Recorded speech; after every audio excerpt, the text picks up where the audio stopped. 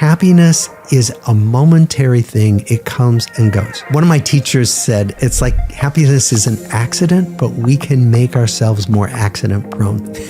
We can build a life that makes it more likely we'll be happy more of the time. This is Dr. Robert Waldinger. He's going to tell you what you can do to find happiness. What does he know? Well, Dr. Waldinger is the director of the world's longest running study of happiness, the nearly 100-year-long Harvard study of adult development. Dr. Waldinger is bursting with evidence-based happiness tips and world-class expertise with psychotherapy and boundless insight as a Zen priest. Clearly, there's a ton to unpack here, a lot of which can be read in Bob's new book, The Good Life, available now. Join me in welcoming Dr. Robert Waldinger to the Checkup with Dr. Mike. Yeah. I'm curious, what's been your experience in talking about the science that you're so passionate about with the added tool of social media? Have you seen it as a positive, negative, or a neutral effect? I'm so unfamiliar with social media, but I'm learning to be a little more familiar. And basically, my sense is that putting out small messages can be useful if it gets people to take a deeper dive. Sure. So the idea is to Pique leave curiosity. breadcrumbs. Yeah. Yes. Okay. Yeah, I like that approach. I think that's a good way to make use of short form content, because now on social media, there's so many different ways. Like podcast is the longest version of content online. Then you have the 10, 15-minute informational videos. Yeah. Then you have the really short form 30-second soundbite videos. And that's where it kind of gets tricky, because that's where misinformation spreads. And actually, you and I were just talking about that off camera, how difficult it is to see people in our own industry to sometimes say things or sell things that are not, I guess, evidence-based is a nice way to put it. You said snake oil. Yeah. That's a term that's been used a lot. How prevalent is that these days in your eyes? It's very prevalent. I mean, the problem is even I get asked as a researcher about things I don't have any expertise in. Yeah. And, one of my teachers once said, without data, I'm just another guy with a bunch of opinions. And there are a lot of people with a bunch of opinions, right? And especially if you monetize those opinions, that seems to me unfair to people who might assume that you have evidence behind it.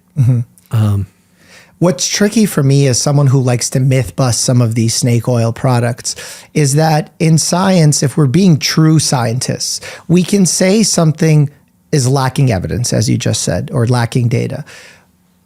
But we also, when someone comes in with a snake oil product and says, this cures all your problems, and I say, you have no proof to say that, they say, you have no proof to say that it doesn't. That's right. That's right. Well, the tobacco companies have for years said there is no absolute concrete proof that smoking causes cancer because they can't quite find the mechanism, because we don't know the mechanism of many, many things, but we know the relationship between A and B. So and we've seen, even though that's a correlation with smoking and lung cancer or COPD and smoking, the correlation is so high that it's not useful to investigate the causative mechanism behind that, right? That's how I think about it. And we can act on it even before we know the causative mechanism. Exactly. I mean, we didn't used to know the mechanism by which aspirin worked, but we used it for decades before we knew the mechanism. Well, that's where I think these snake oil individuals really thrive, as they say, this is natural. But for me, even the pharmaceutical company products that are made largely started off as natural products, became evidence-based, and now are part of the pharmaceutical industry. So like alternative medicine, once it gets evidence, becomes medicine. That's right. That's right. And a lot of our best discoveries are by accident. Yes, exactly. And natural, again, it's some kind of seaweed in the ocean or some kind of animal that makes a product. And even Botox, like the thing that everyone loves these days to inject to prevent or treat wrinkles, is a toxin. Yeah, I know. Botox has not been my thing. Sure. But I'm just saying how interesting that is from that standpoint of things. Well, earlier also, when you walked in, we were talking about how I labeled the work that you do as being in the field of positive psychology. But you corrected me and you said it's actually not. Can you elaborate on that? Yeah. What I do is often called a study of happiness, but it's really a study of adult lifespan development. And that's different. That includes happiness and unhappiness, and it includes heart disease, and it includes DNA methylation, and it's just so many things, right? Yep. It's about kind of well-being, sort of organismic well-being. We got called a study of happiness when I gave a TED Talk that went viral, because the TED folks know that when you put the word happiness in the title, it kind of sells. Yep. So that's been our label. But really what we're talking about is a kind of broader view of human thriving. Mm-hmm. And when you were, I mean, obviously when the study first came out, this was 75 years ago? 85. 85 years ago. Quoting from your TED Talk now.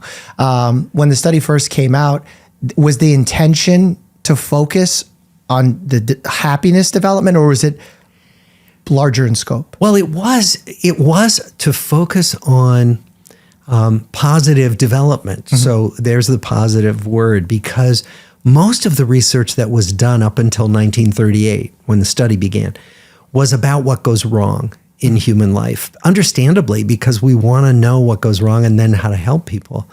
So it was kind of radical to actually start with two studies, which we did, a study of Harvard College undergrads and a study of inner city boys from really difficult family situations. But both studies were, how do young people stay on good developmental paths, and what are the predictors of thriving? And so they were radical for the time. Mm-hmm. Yeah, because even, this is radical for that time, but even in my medical education, there was such a limit placed to thinking about positive psychology, because everything was about pathology. What can go wrong? Here's how you help someone with depression, anxiety, even though we can describe anxiety as a positive symptom because we're putting energy in. But for me, I felt like I was getting really good at getting patients from the negative sides of things to a baseline, right, but then they'd be flat. They would not have the enjoyment. Right. And essentially, I started thinking about it from a PTSD model, where someone is so worried about having an episode where they have a flashback or something very negative happen, that they try and mute all of their emotions. But when they mute their negativity, they also mute their positivity. And essentially, you become a very unhappy person in doing that. And I felt like modern medicine was really focused on creating a flat line. Do you see that happening in your education as a psychiatrist and now as someone who studied human development? Well, there's a famous quote from Sigmund Freud where he said, we want to turn neurotic misery into everyday unhappiness. And many of us, I'm trained as a psychoanalyst, and many of us said, is that all that we can do? Is that the best we got? Everyday unhappiness? No. So actually, I mean, a lot of our work has been on what helps people thrive, not just what keeps them at a flat line of okayness. And do you think we need more of that in terms of investments into research? I think so, because it's also not linear from unhappiness to happiness. There's so many components that make life rich, right? And so we want to figure out, how do we find those elements that make life energizing, rich, interesting, even to combine with the things that make us unhappy, because there's always some of both in life, of course, right? Yeah. And you know what kind of frightens me when I think about some of this research that's done is that these days we always want to break things down to its fundamental level, meaning, what was the takeaway from the study? Give me 3 lessons and I'll incorporate that. And then what ends up happening is similarly what happened with self-esteem in the 90s, where it was some research was done and they showed that those who were successful had high levels of self-esteem. So we said, let's pour on the self-esteem and admiration on people, even who are not being challenged and are thriving. And we saw the negative drawbacks of that. Right. Do you think about that when you're developing the study or changing the study? Yes, because one of the things, when you study like thousands of lives over decades, you realize one size never fits all. There is no quick fix for almost anything, right, in life. And so what we are a study in is complexity, is the many different paths that people take physically, emotionally, socially. And so I think that one of the difficulties of conveying this science is that we can't say, these are the quick fixes and you do these and you're going to be happy forever. Yeah. You know, that's not what we are. So how do you communicate your results? Well, when I gave that TED Talk 7 years ago, I thought my colleagues were going to shun me. I mean, you know, I'm an NIH-funded researcher and I prided myself on being serious, but I felt like, my God, we're not telling people what we know. We're publishing in journals nobody reads. And so the first challenge was really, how could we communicate what we've learned in a way that's accessible and usable for people? So most of the statements in that TED Talk are actually findings from journal articles. And I had to figure out, how do you translate those into normal language? And so a lot of what we've done in this book actually is to do that. And we've also mixed in real life stories of people in order to help people sort of get, well, how does this play out in one individual person's life? But a lot of it has been this kind of wonderful, interesting exercise in translation from the highly technical language of my research life to trying to talk to real people. Of course. That's the constant challenge of being on social media, trying to take evidence and making it reasonable, relatable, interesting, culturally relevant even.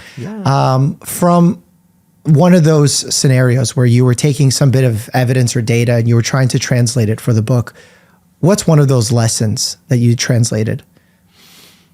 So we had a statistical interaction between marital satisfaction and daily pain perception in older adults, right? In older couples. And a statistical interaction is kind of a complicated thing you do with fancy statistics.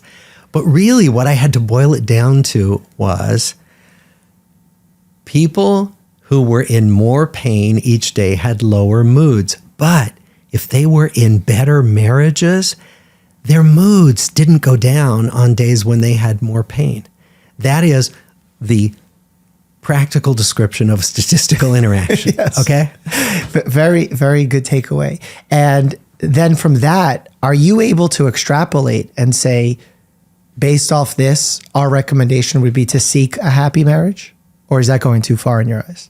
No, it's not going too far. I mean, really what we found was that it doesn't have to be marriage, but that the people who were, you know, not just the happiest, but the healthiest physically were the people who had better connections with others. And so what we are saying is we've seen in thousands of life stories that the people who stay happy and healthy are the people who have these connections, right? So yes, please go out and make connections and let us help you figure out how to do that, because there is research actually on how connections get made more easily.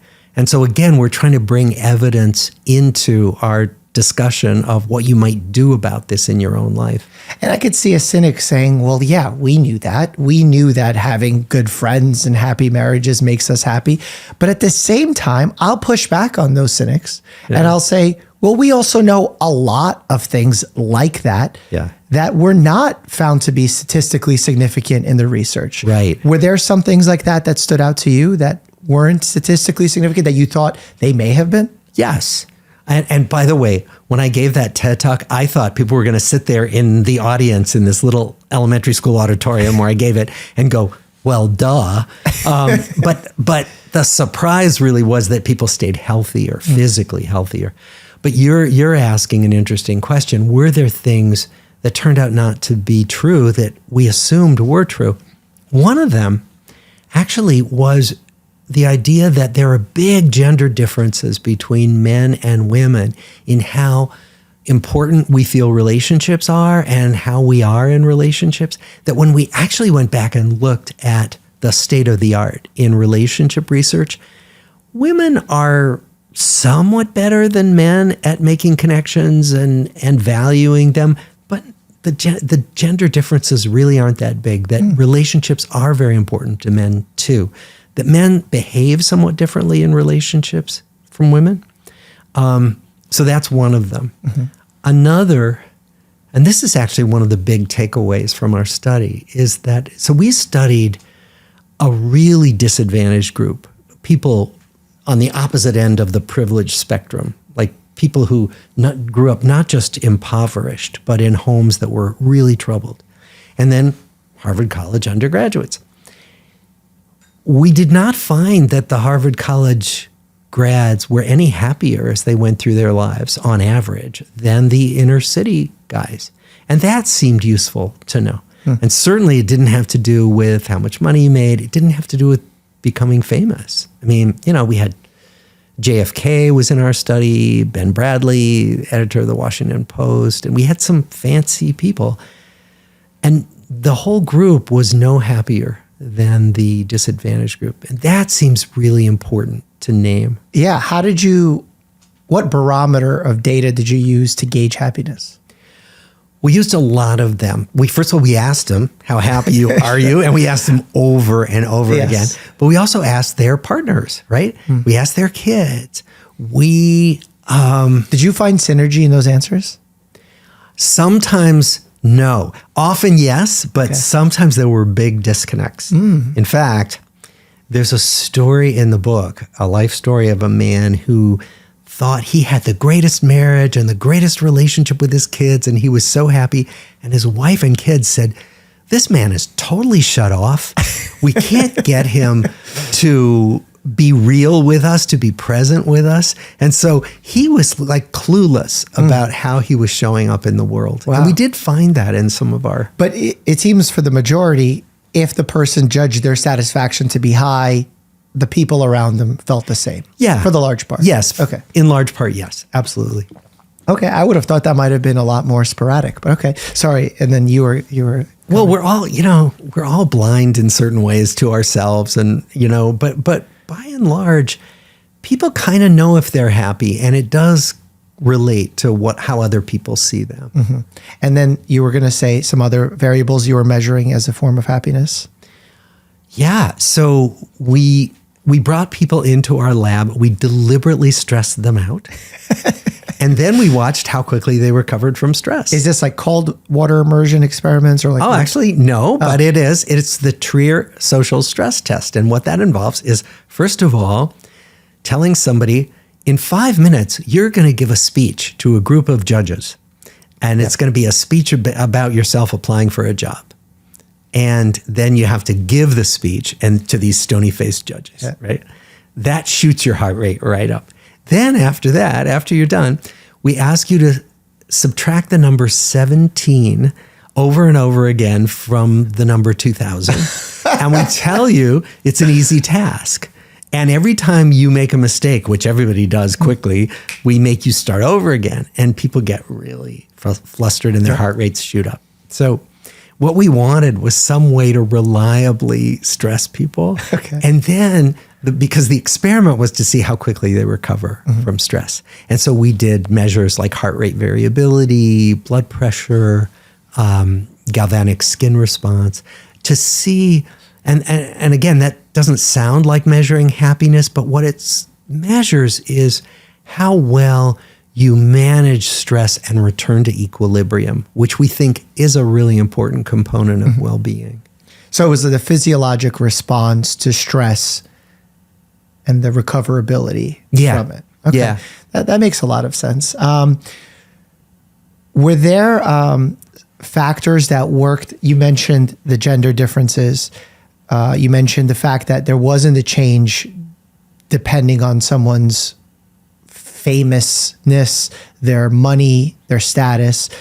Was there anything that worked in an inverse way that you expected to actually go the other way? Like, for example, we frequently think becoming famous will keep you happy, and actually you saw the other pattern emerge where becoming famous would actually hurt you.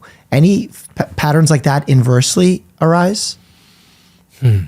Well, certainly the fame one was such a pattern because people lost some of their privacy when they became famous. And they lost the ability to just move as freely in the world as people who aren't famous. Especially if you're a president. Yeah. And then, of course, he had a lot of unhappiness in other ways in his life. Yes. Actually, we did a video on the YouTube channel talking about how each president passed. the medical science behind Yeah. it.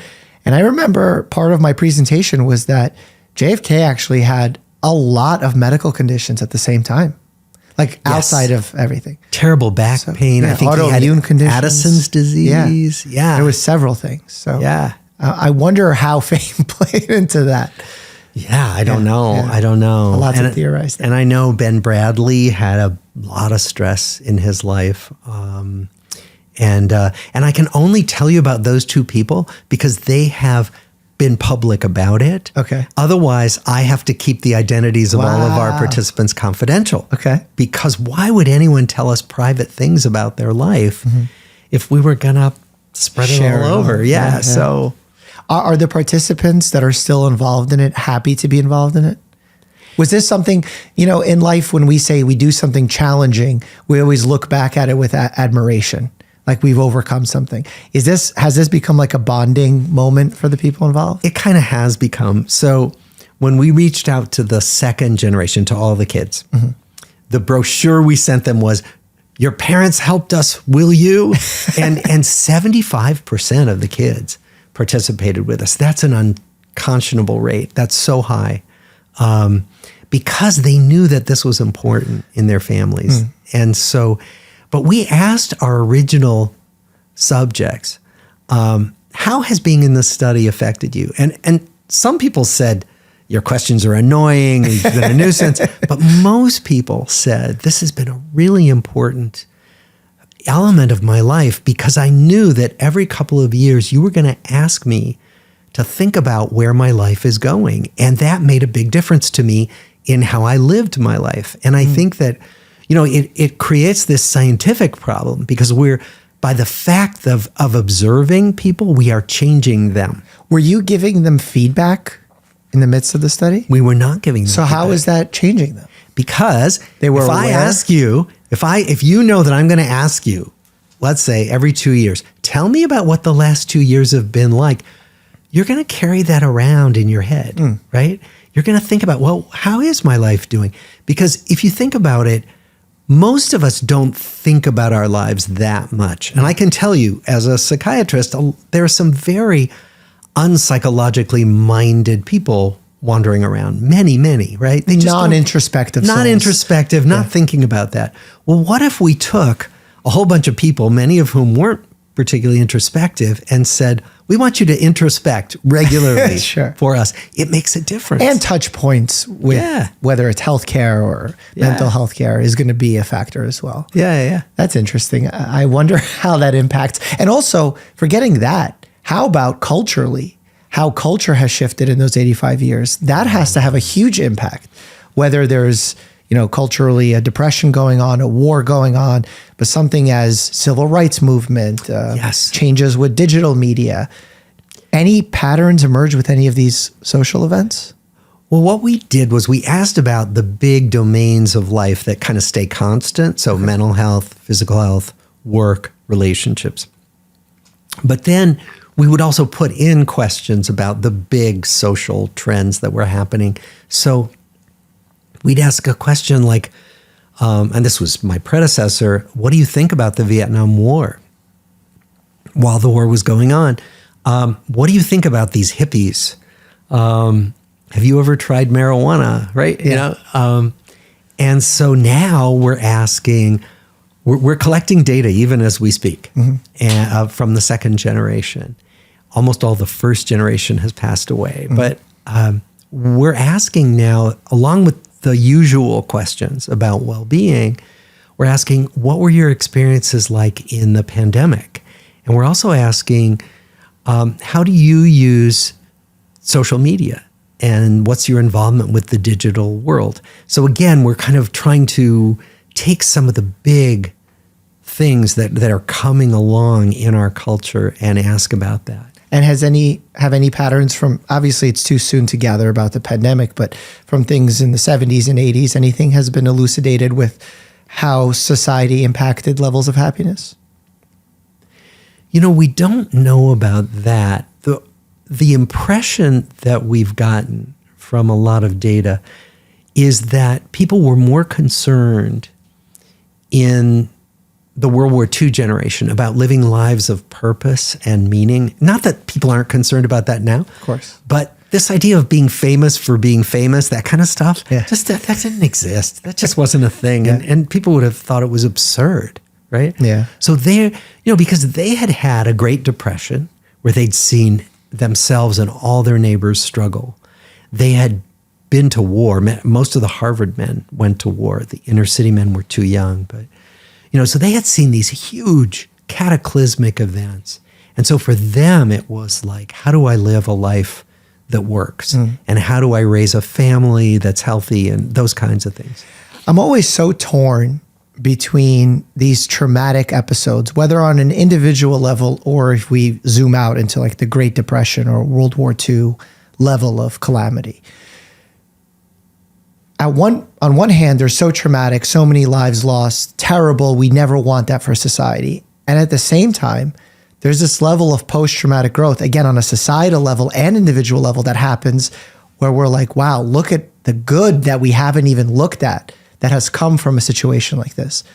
How do we wrap our minds around something like that?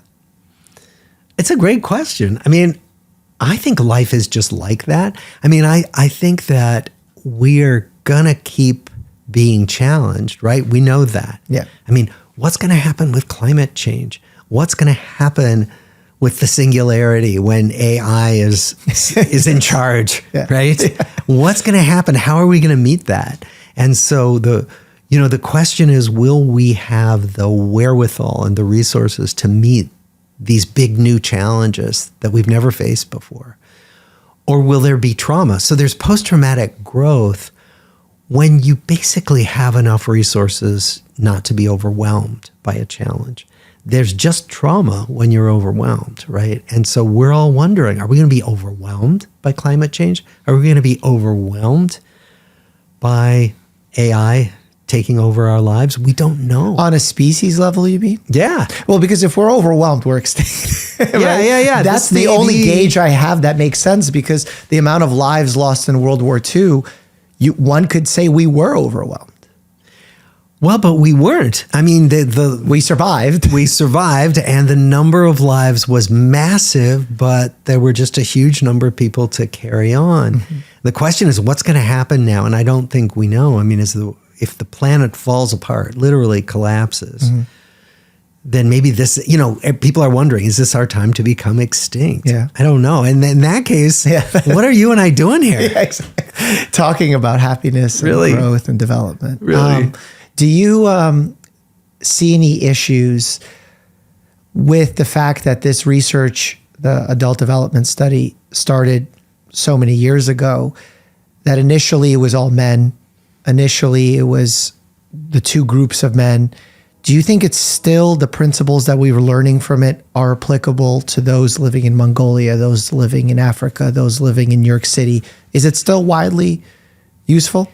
We've worried about that a lot, and we've tried to make sure that what we're putting out there in our science isn't just specific to our sample of white people in 20th and 21st century Boston, right? So we've had to look at other studies, make sure that other studies corroborate at least our basic findings. So it seems really important. And that said, the amazing thing we find is that the basics of being human don't differ that much. That there's a lot that does differ, but the basics, the essentials of human life don't differ. What's your take on the fact that there is a reciprocation crisis in the field with some social science research that has been done in the past? Oh, the replication? Yes. Yeah. It's a problem. We all have it. Yeah. We have it, in my work. And in fact, now they have these systems where you register your hypotheses in advance. You say what analyses you're going to do.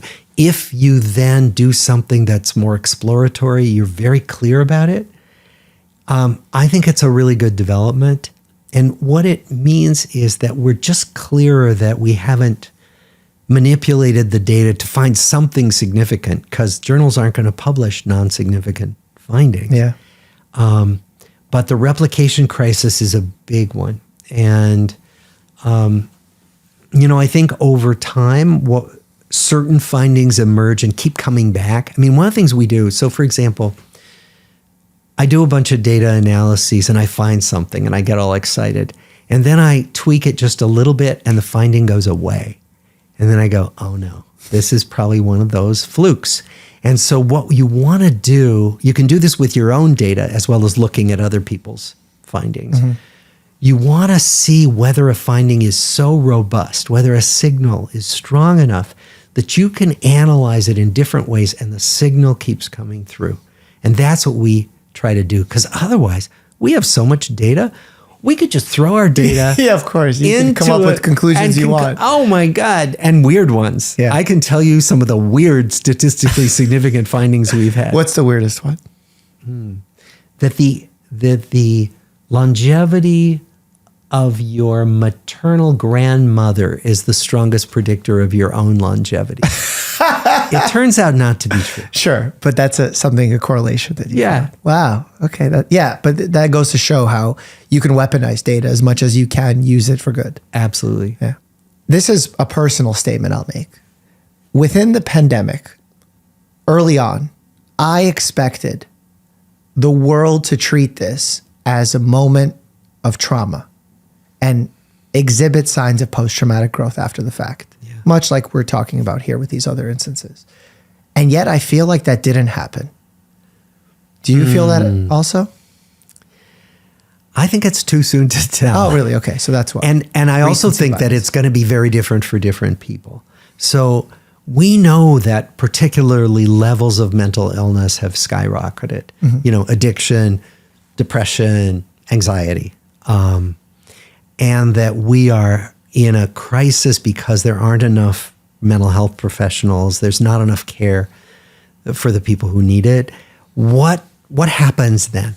What happens not just to the people who are suffering, but what happens to their families? What happens to their children as children get raised in homes where levels of depression and anxiety are higher, where addiction is more common?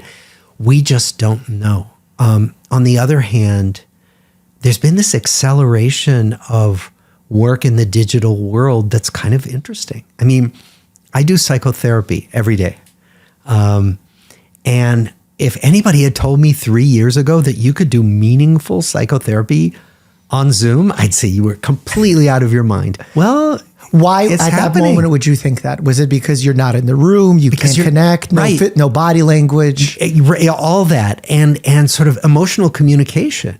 Like what gets filtered out when we're on a digital call? We don't know, actually. Mm-hmm. I mean, we know that some emotion gets communicated, but we don't know which aspects of emotion and other nonverbal behavior does get communicated. We just don't know. I think there's some good research on its way to tell us more about that. So my thought was being in person is essential. It's part of the core of what heals people in psychotherapy. Now I'm not so sure. Okay. But that's the thing I love about being a researcher is you get to be surprised. You get to be wrong. Which is funny because society as a whole, I think, has created a higher level of distrust because at times science has been wrong or has changed. Yeah. And they, I guess, fairly to some degree call us flip-floppers, but we're not. We're just letting evidence guide us. And thank God we're wrong. I mean, we've had so many, there's so many wrong theories that then need to be clarified, disproved, we're not flip-floppers, we're doing science. Yeah, exactly. It's not that the reality is out there to be understood. It's just that our ways of understanding change as we change. Speaking of understanding our realities, what are some misconceptions you frequently hear about happiness? Well, one is that if you're not happy all the time, you're not doing it right. There's this fantasy that we all have that if I just do the right stuff, I can be happy all the time and I'll be fixed. I'll be set. I'm all good then. And that's just not the truth of anybody's life. In some ways, again, I'm stating the obvious, but in some ways it's important to name because especially with social media, for example, we get these messages. If you look at the curated lives that we show each other on social media, like I don't post my photos when I wake up in the morning and feel like I'm totally clueless, right? Or that my life is going nowhere, right? Yeah. I pick, the pictures with my family, the beautiful beaches, right? And we know that rationally, but at the same time, you look at those feeds and you say, oh my God, everybody else is having a great life. And I'm the one who has all these ups and downs and confusion. So I think it's really worth naming. This is, happiness is a momentary thing. It comes and goes. And that said, one of my teachers said, it's like happiness is an accident, but we can make ourselves more accident prone. We can build a life that makes it more likely we'll be happy more of the time. Something you mentioned with the social media and how we present ourselves in certain ways can drive people to feel less happy because they're contrasting and comparing. A concept you mentioned in the book is lurkers. People who look at social media often but don't comment, don't engage, don't post themselves. They frequently have higher levels of dissatisfaction. Do you think that's the reason why? Well, I think it may get back to what you were saying about comparison, that it may be that, and I work with particularly some young adults in therapy, and what they will report is being unable to stop themselves from like scrolling through other people's Instagram feeds, and then they can just feel themselves plummet. Mm-hmm. They can feel their moods lower. And usually what they describe is comparison. And what we do know from research is that the more frequently we compare ourselves to other people in a given day, the less happy we are. So trying to step out of that comparing mode hopefully would include stepping away from that passive scrolling through other people's curated lives. A practical tidbit here to be had of how to, is it just log off social media, or is it look with engagement or look with intention or something? Yeah. There's some research on this. There's a psychologist named Jean Twenge who she suggests with some data that when we actively engage on social media with other people, that's energizing and our well-being can go up, and that when we passively consume, it goes down. So I think what each listener could do is a little probe to test themselves. So spend time doing something you normally do on the internet, and spend 10, 15 minutes, and then just check in with yourself. Am I more energized? Am I more hopeful? Do I feel more open to the world? Or am I more closed off? Am I a little more depressed? Am I a little more exhausted? And if it's the latter, turn away from those activities. It's tricky on social media because specifically with what you're talking about, this kind of introspective, am I feeling good? Am I feeling happy? Am I feeling energized mindset? Because oftentimes in social media, you're bombarded with a ton of information, whether it's science-based, technology-based, new iPhone, schmyphone, whatever it is. A lot of times to make ourselves feel better, we'll consume content that may not be accurate, but agrees with how we feel because it's validating. Yeah. Almost when a friend comes to you and says they're going through a rough time, you can choose to be compassionate and just give an ear, or you can be a truth seeker and help them see if they're wrong in the situation and challenge them a bit. And depending on that person, you could pick one of those two strategies. As an individual who's trying to evaluate what they're doing, if we just solely look at happiness, do you think we can actually misguide ourselves into falling prey to misinformation and trickery online? Well, yeah, absolutely. I mean, that's what clickbait is designed for, right? The problem is that all of this is designed to grab our attention and hold it, because the more they hold our attention, the more money gets made, right? And so the potential to be fooled, to be led down dark paths is really great. But we can also check in with ourselves. I mean, it may be that I sit in a bubble, an echo chamber. I mean, which I do sometimes. I find myself, looking at media that validate my perceptions and make me feel angry at those other people over there doing those bad things. But then I know I feel worse. So even though I'm being told the things I already believe, I start feeling worse. I start feeling more closed off. I start feeling more gloomy about life. What I've learned is that I need to step away from that, particularly. It doesn't matter whose opinion, whether it's Fox News or MSNBC, they both make me feel terrible. Interesting. And yet they have the highest viewership of. Absolutely, because they, anger and victimhood sell, That's very true. I was going to ask about the general field of positive psychology. I've read books on the subject, Flourish, Flow, we talked about earlier.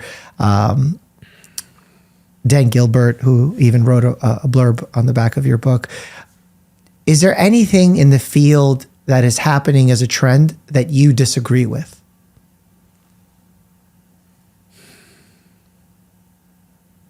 I think that what we always do is we oversell the next thing, right? The new thing. And so that's really the problem. I mean, so for example, positive psychology has been a great corrective to a lot of the doom and gloom psychology that I was trained in, right? And that's great. And then positive psychology got oversold as the best thing since sliced bread and good for everything, right? And that's what we tend to do. We tend to oversell the next shiny thing. How do you feel it was oversold? Well, because there is real suffering, there's real pain. There's also turning toward sadness, turning toward that is beneficial, that's healthy, right?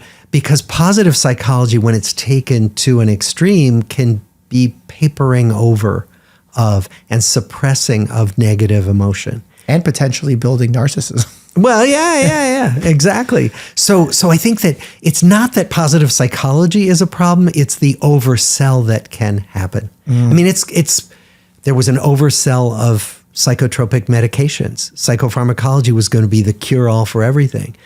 Earlier than that, it was psychoanalysis that was going to be the cure-all for everything. We just do this, and so that's the human behavior that, and I'm as guilty as anybody, Is there any takeaway from that, maybe us in industry, of how we protect ourselves from doing that and prevent ourselves from doing that?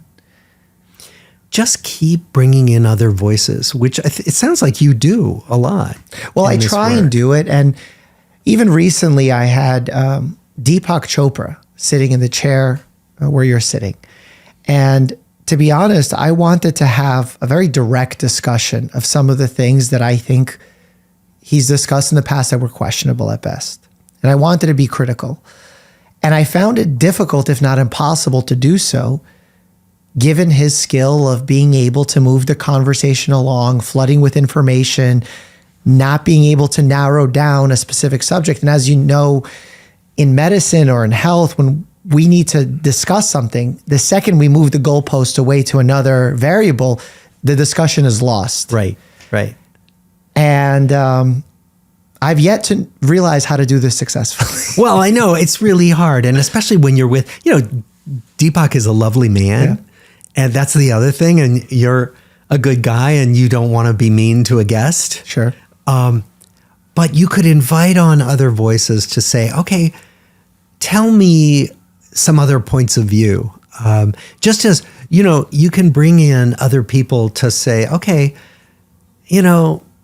Waldinger's work is about the importance and centrality of relationships. What are some other counters to that? What are some other points of view? Because there really are, and they need to be heard. And I think, so probably you're not going to be able to do that all by yourself as a kind, responsible interviewer. Well, as someone as well-versed as yourself in this field, what are some counterpoints of view to your points of view? Sure. So one of the things that we find is that good relationships are associated with staying healthier as well as being happier. But then the problem is when you lose your health, you don't have the energy or the mood to feel like reaching out to other people, which means you become more disconnected. So there's a kind of vicious cycle that can develop in the other direction. And so that's one of the things that's important to name, that it's not just a one-way relationship where you just get those good relationships and you'll be healthy and happy and you're all set. No. I was going to ask a question about, you mentioned that there's some data of how to create these relationships, some fundamental guidance. What is that guidance for people who are perhaps lonely, especially coming out of a pandemic? Yeah. Some of the research is about how do we make new relationships when we don't have them or we want more. And they find that when we show up alongside the same people repeatedly, we're more likely to connect. So that's why the water cooler at work or the coffee machine becomes iconic, right? Because you just happen to bump into people, right? Mm-hmm. The other thing is that if you join a club or you volunteer for a cause, and you do this, you show up with people you don't know, but again and again, what happens is that you have something in common with these people, something you love to do or some cause you're passionate about that gives you a conversation starter when you might not have one. So one idea is to try to do things that you love to do or you care about, do them alongside other people and see if that's a way to develop new relationships. The other thing they find is that being of service to people is really good for us. Like, it makes us feel worthwhile. It makes us feel like we matter. You know, and there are many people who are isolated and feel like the world doesn't want them, that they don't count. And it's really helpful to kind of take stock of, well, what do I have to offer? So, you know, if you have the possibility of reading to a child or tutoring a child in arithmetic or writing, you know, hey, you know, you can do that and everybody wins. They have these programs where they pair older adults at retirement homes with preschoolers. Okay. And they just, everybody is just totally thrilled. The preschoolers love it. The older folks love it, right? You know, similarly, volunteering, you know, to work, you know, at a food pantry, some of these things where you can use your energy to be of service. It makes us feel better about ourselves, and it also brings us into contact with people who want us. Yeah, I see that happening a lot, especially my patients who work in the healthcare setting. Despite high levels of burnout, they feel like they matter and they want to be there for others. Yeah. Something that I talked about with a pretty popular PhD in mathematics, of all things, on the podcast has been about monogamy and how dating apps and the availability of choice creates the paradox of choice, or that there's so many fish in the sea that no one ends up settling down, and that dating apps can be problematic for monogamy. And then we asked each other the hard question of, is monogamy the right answer for us? Mm-hmm. Anything that the research so far in adult development has elucidated on whether or not monogamy is the correct play for us? We've elucidated absolutely nothing. So we started with the World War II generation. I mean, they were all about monogamy. Yes. Everybody got married. There were no gay people because gay people didn't exist in that generation, right? Yeah. You know, everybody unfortunately had to be closeted. Yeah. So we don't have anything to say about that. We actually, with our second generation, they're baby boomers. There's probably less polyamory in that age group. My wife is a couples therapist. She's a psychologist, and she has seen a bunch of polyamory in younger generations. So bottom line is, I don't know. We haven't seen it yet. I don't know. Yeah, that's interesting, because even when we say polyamory, we mean a relationship between multiple people. Yeah.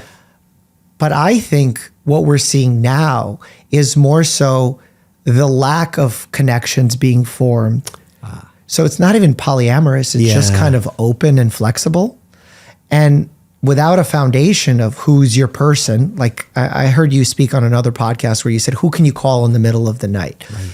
You might have a lot of dates to go on and have a lot of sexual experiences, but maybe you don't have the person to call anymore because there's so many of those superficial level of relationships. Right, right. And what we think is that everybody needs somebody who's their person, right? And one or two people who they feel are their safety net. Doesn't have to be a romantic relationship, but just somebody out there in the world. Yeah, and I think that's something we've done wrong, but not in a bad way wrong with research in the past, at least the way that I view it is we would say a family with two parents does well, a father and a mother. We see that when it's a single parent, there's more difficulties, higher levels of trauma, et cetera, et cetera. And then we've come to realize it's not a mother and father. It's just the fact that there's two parents. Right. So our definition was wrong, but the principle was still kind of correct. Right. And the same way where we would say a good marriage of someone being there for you is really important. Well, as you're saying now, it's not just about a marriage. It's just about someone being there for you. Right, right. Our definitions of how we define those people, I feel like, have changed. Right, because it's really about the emotional connection. In fact, when there's a child development researcher, Michael Rudder, who, when he was asked what's like the single most important factor in a child's healthy development, he said, every child needs at least one adult who's crazy about them, right? Okay. And that's what, he's not talking about who that adult is or what gender or what their relationship is. It's just the affective connection, right? And that drives a lot of human connection in so many ways. Yeah.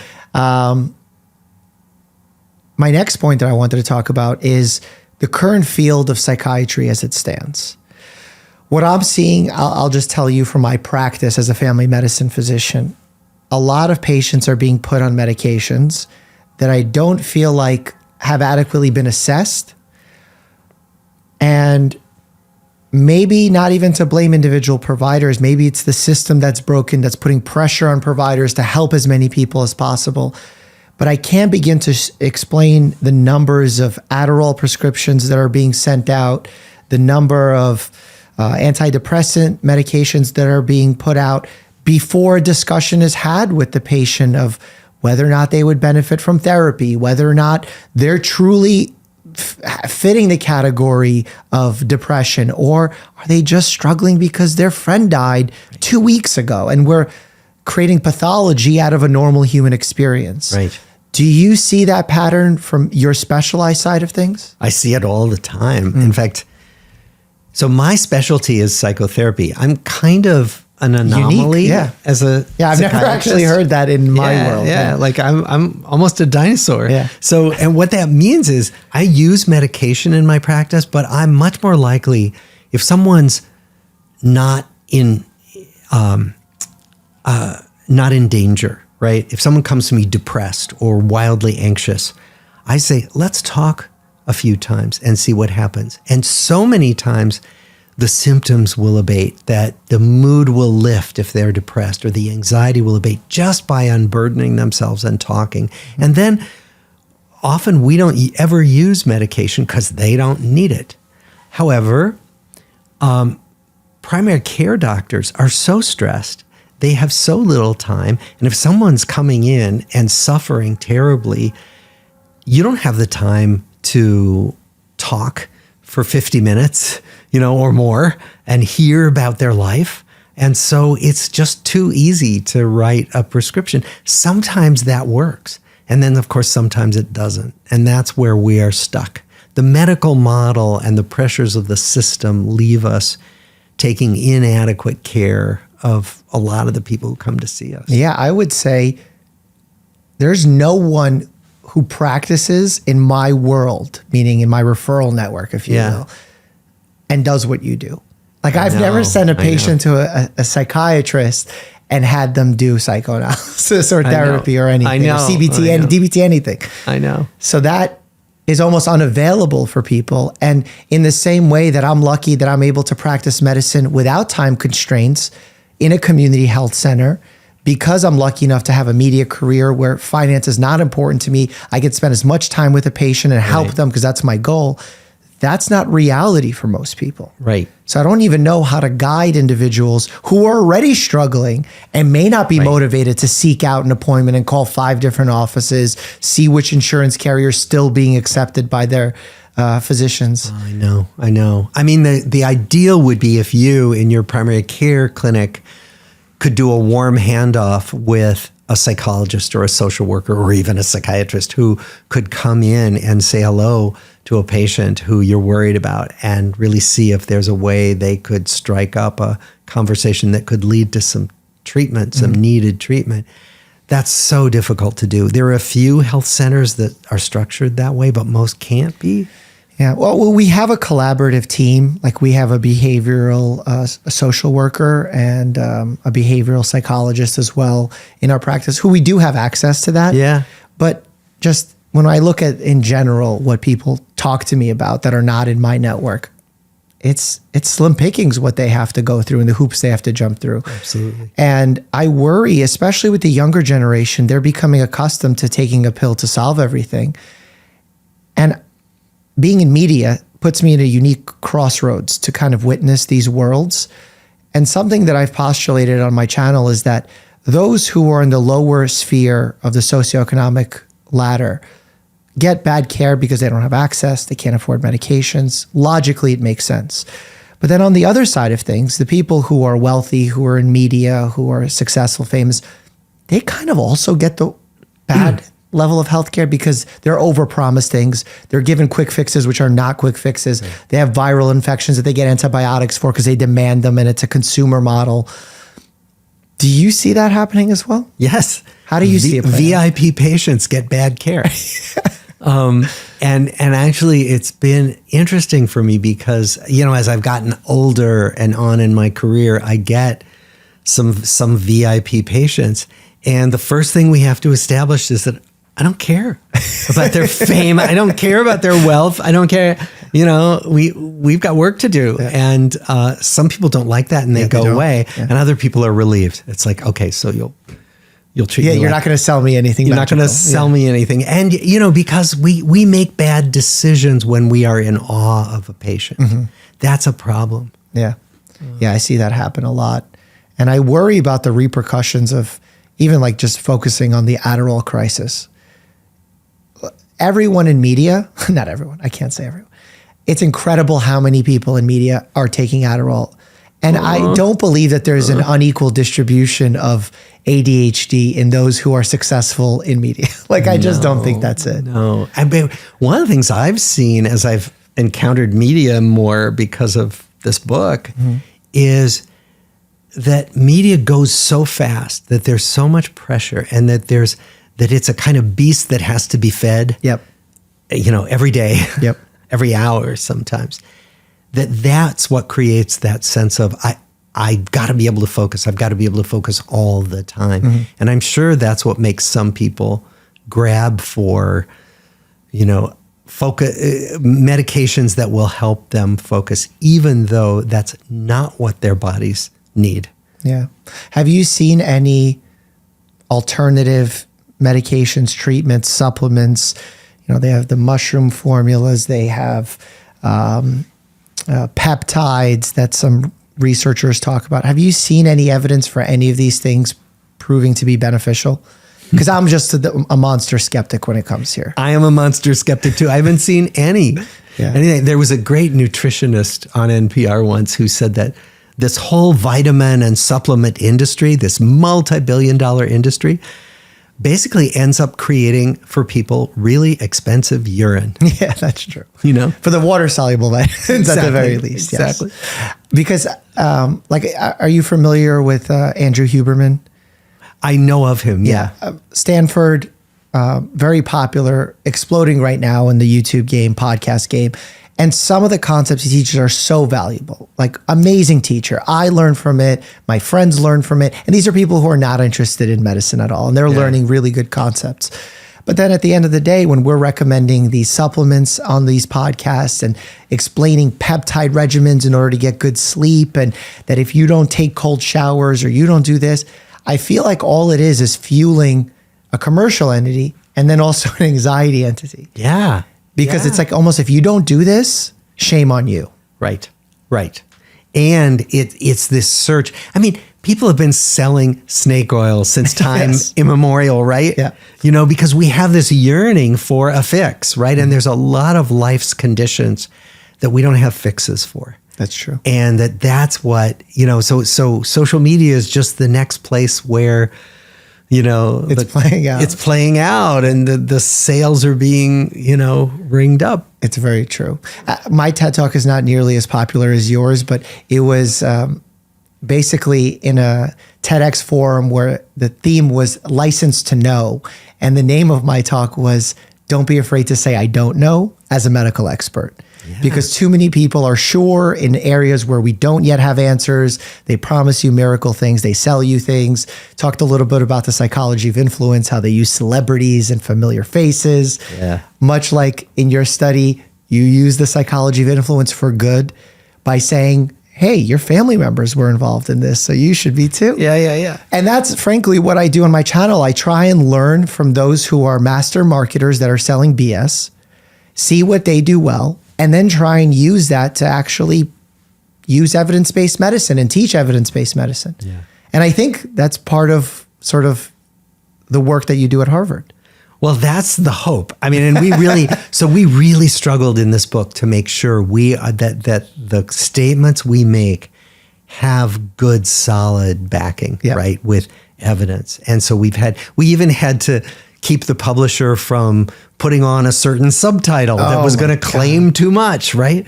So we're really trying hard to not stretch beyond what we can legitimately claim. Although tempting. It's tempting. It is tempting because people want you to. They want you to, and you're excited about it. Yeah. This is your passion. This is your life's work. So I understand that. Yeah. Something else you do in your life's work that is not psychoanalysis or psychiatry is there's some kind of priesthood that I've read about. Yeah. Tell me about that because I'm so interested in learning about that. So I'm a Zen practitioner and have been for almost 20 years. Okay. And meditation has been a wonderful addition to my life. And I started studying with a teacher and eventually decided I wanted to ordain as a Zen priest. And then at the same time, over time, I've become a Zen teacher. So now I'm officially a Zen master. And all that means is I teach Zen and I meditate. And as a priest, that's a vow of service. So, you know, my vow is to help people where I can. And it runs the gamut from working with Zen students to working with my therapy patients to conducting weddings and funerals. And I just do all that stuff. Wow. What is Zen? Zen is a form of Buddhism. It's if Indian Buddhism, the original kind, and Taoism in China had a love child, it was Zen. Okay. Right? So it's essentially a kind of taking of Buddhist philosophy, sort of the philosophy of impermanence and the interconnectedness of everything and no fixed permanent self, all of that, and then combining it with Taoism, which is very much about an existential perspective about being alive in the world and finding a path of equanimity and a path of purpose and intention in the world. What does that mean for the average person? How would that help them? Well, I'll say I worry less about stupid stuff than I used to. Okay. Like that might be it, you know, like I can see quicker when I'm worried that somebody else got invited to do something and I didn't, or something, you know, or, you know, somebody else is having a different kind of life and maybe I should have taken that path, or, you know, the comparing, the sense of being less than, that what Zen helps me do is to see that as just the normal arising of the junk in my mind, and that everybody's mind does it, and that it's okay, and I can kind of watch it arise and pass away and move on. And in order to achieve that or practice that, you do meditation. Yeah. And what kind of meditation do you practice? Do you recommend? Because I know of many different types and styles. And do you have anything like that, or is it just do it and it doesn't matter which style? Well, okay. Zen meditation emphasizes simplicity. So I sit and focus on my breath, just watch my breath going in and out. And sometimes I don't just watch the breath, but I open up my awareness and pay attention to everything, the sounds in the room, the feel of the air on my skin, just the whole, whatever reaches my awareness. Essentially, it's about being present to what's here right now. And that includes thoughts. So in Zen, we teach, thoughts are not the enemy. You don't banish thoughts. You'll never be able to banish thoughts. And so it's a very simple form of meditation.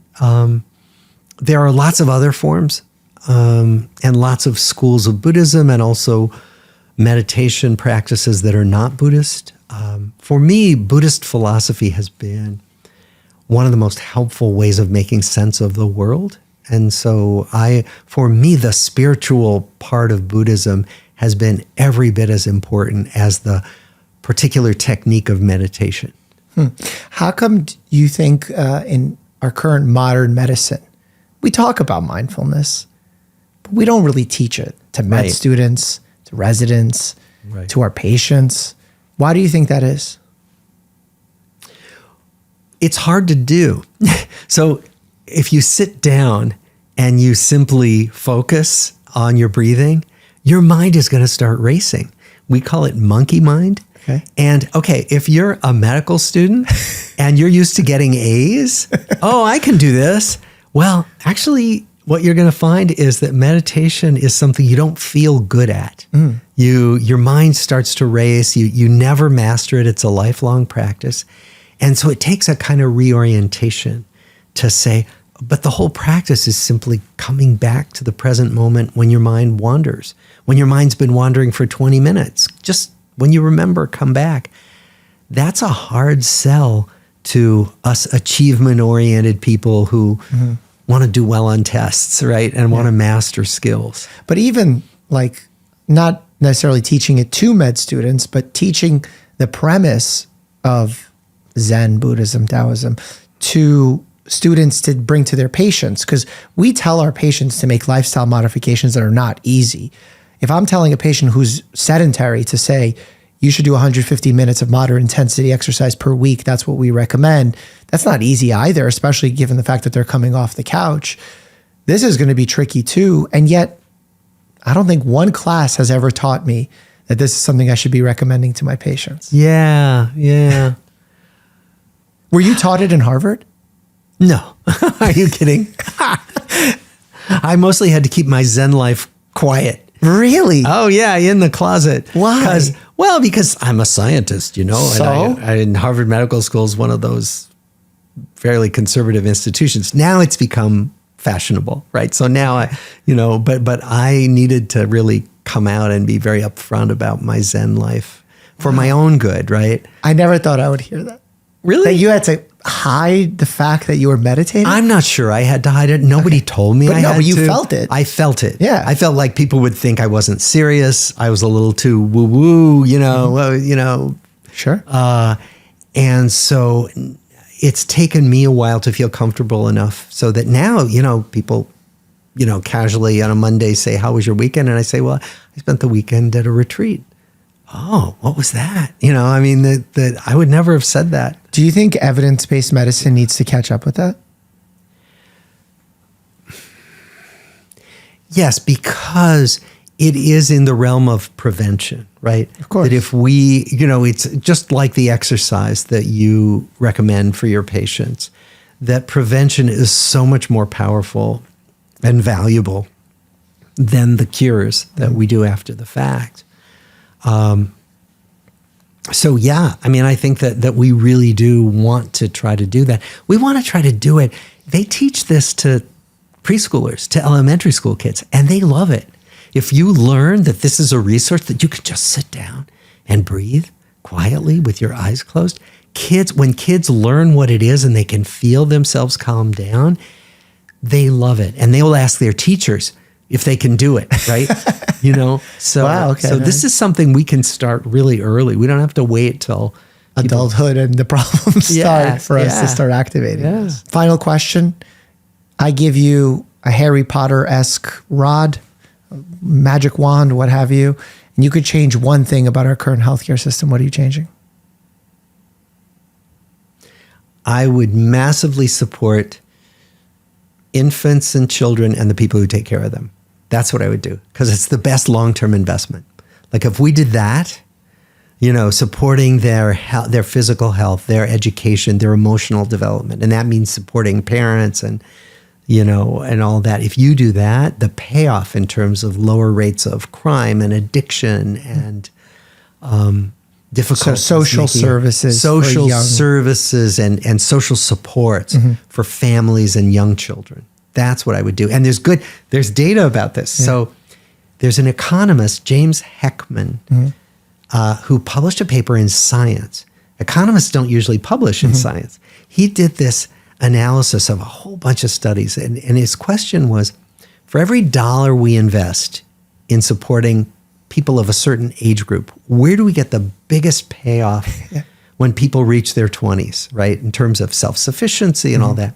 And what he found was that investing $1 in 0 to 4 years old was way more impactful than investing money in anybody older. That doesn't mean we shouldn't invest in it. But it means that, boy, if we really took care of young kids, little kids, and the people who care for them, there's so much economic gain, let alone societal gain. Well, you know why insurance companies don't like paying for preventive care, even though the same principle applies? Yeah. Why? I don't know. Oh, because throughout life in our hybrid model in the United States, a patient is unlikely to have the same insurance carrier after 5 years because they switch jobs, the carriers change, so they never see the benefit of investing into prevention.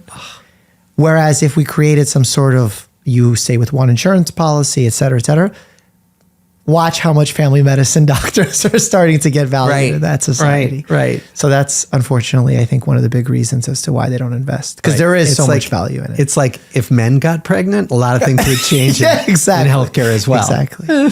Awesome. Well, doctor, thank you so much for your time. I hope you enjoyed the conversation. I really did. This was a lot of fun. Awesome. So to find happiness, go out into the world to do something you love alongside others. And those lifelong relationships will follow. One of my best relationships, that's the one I have with my dog, Bear, a 140-pound Newfoundland. Click here to check out how I groom him in my New York City apartment. And as always, stay happy and healthy.